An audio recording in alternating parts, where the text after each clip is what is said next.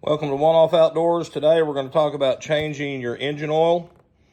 This is the kit that you can get from your Sea-Doo dealer. It comes with 3.5 quarts of oil, your filter, and your washers, your gaskets. The whole kit's like $94. You're going to need this kit. Now you're going to need what they call an E-socket. This is an E10. I got this at Harbor Freight. It was like $10, $12 for the whole kit. Your screws that hold down your platform, those are a T30. So again, your T30 is your male version, your socket is your female version. Now, if you've never taken off this platform before, you'll take out all of the screws down the side, and then there are 3 that are underneath this ski pole connector, okay? So you need to take those out.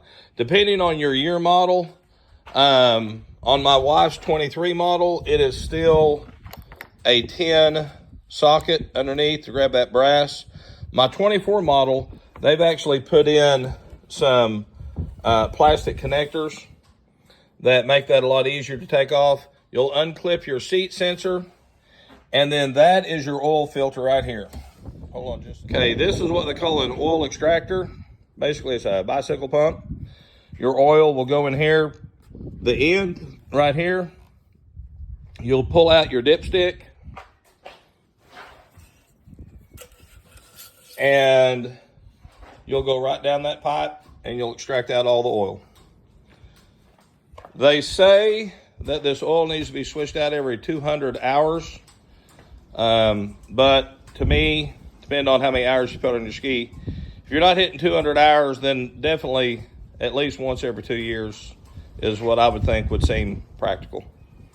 All right, let's keep going. This is your hole of your ski, your engine bay, right back here toward the back. This is your filter. This is where that E10 socket goes, right on top of there, E10. And you want to be careful with it. Make sure you get a good bite on it. You don't want to strip it. All right, so now all you do is you just has this little foot peg. It comes out like that, and you put your foot on it, and then you pump this, and they said it takes 8 or 9 times before the oil actually shows up in your tube. So we'll do a little fast forward motion. Here it comes. So yeah, this is going to take a minute. For your extractor tube down, it will go 19 inches. It'll go about 19 inches. And that's the bottom of your pan. If you push past that, it'll curve up. It'll go down about 27 inches. But when you pull your oil, you'll only pull about half of your oil out. So when you push that tube down, as soon as it hits the bottom, and you can take it out and measure it, you want to be around 19 inches. So this is your old filter. This is your new filter. You've got 2 different O-rings. The thinner one is your red, which is now black, and your thicker one goes here. And both ends of your filter are the same. The print that they have here was facing up, so I'll do the same thing when I slide that one on. All right, let's get that put together. Just as a cautionary note, so your big one is going to seat in this groove. The other is just going to butt up against this housing right up here. And there's no groove for it to go in. You see here? See, there's not actually a groove there. It just bumps up against the top. Just like that, okay? So your big one goes in the groove, the other one just seats up against that little shelf right there. Just as a side note, when you put this in, and I haven't tightened the screw down yet, this E10, this is going to be raised. See that gap right there? See how that's raised? When you tighten this down, that's going to draw this down to that, okay? So you want to make sure that all your gaskets are in place, everything's in good shape. There's another cautionary thing here. When you put this lid down, from here to the casing right here, there's a gap right there, a noticeable gap. And that's the way it's made. I checked my other ski, because when I took this off, I mean, you can feel it's 1/8 of an inch. But that's the way this is designed. So this isn't going to set flush. You're going to have this little gap between those. So definitely you don't want to try to over tighten to try to fill in that gap. Okay, so this is the oil that I extracted.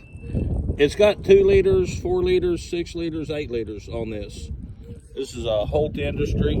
It's what I got from Harbor Freight. But I'm not sure like where they're doing their numbers. I think these are just on here, because the oil I extracted out, I replaced it with 3 1/4 quarts. They sold me 3 1/2. I only needed 3 1/4, and that takes me right up to this ridge right here. Something I didn't expect when I was putting my new oil back in. In the kit, they say you 3 1/2 quarts. I wound up using about 3 1/4 quarts. You can see I went to about right here. When you pull your stick, there's no markings on here. There's just a little dip in it. Where are we at here? There's a little dip. So there's no writing.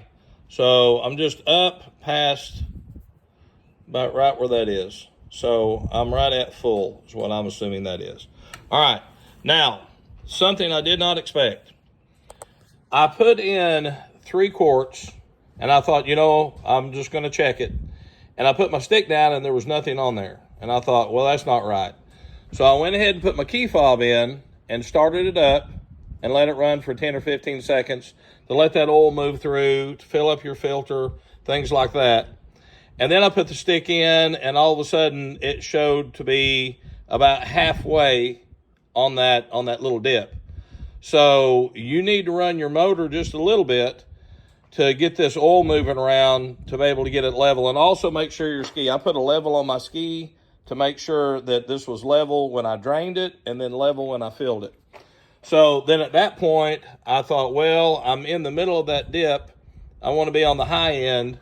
So I added just a little bit more. So depending on how well you extract it, again, make sure your ski's level, run your suction hose down till you just make contact, which is around that, again, like I said, that 19 to 20 inch mark. Stop right there, get everything out that you can. If you have one of those extractors right there and you go to that first ridge, which says 2 liters, which is obviously not right, then you know you're probably around that 3 to 3 1/4. So go to 3, measure it, let it all cool down, make sure everything's right, and then just add accordingly to where you think you need to go. Okay, so that completes this oil change. I would suggest that start it up, hook your hose up to it, make sure, let it run for, 30 seconds to a minute, just like you were flushing it. And then come back and check around this filter base, around the top, make sure you don't have any leaks. And then check your oil level again, make sure you're where you want to be. If you've got a little too much, you can use your extractor to take out some. If you need a little bit more, then add to it. I'm always trying to give you all as much inside secrets as you can. I've had my decks off multiple times. When you're replacing this is so important. You're going to notice that these 2 rear ones, by the time you hit the thread, it's really, really low. But then this next one, by the time you hit the thread, it's going to be really high. You're going to do a lot of screwing down before you actually hit the bottom. This is about a medium. And this one, again, by the time you hit threads, it's going to be really low. These up here, of course, you may have the nuts on like I showed you earlier.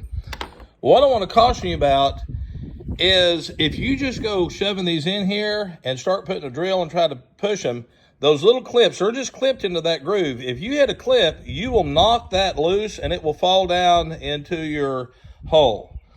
Then you have to take everything back off, and then you have to try to find that down there around the side of your hole, and it is not easy. So this is what you need to do.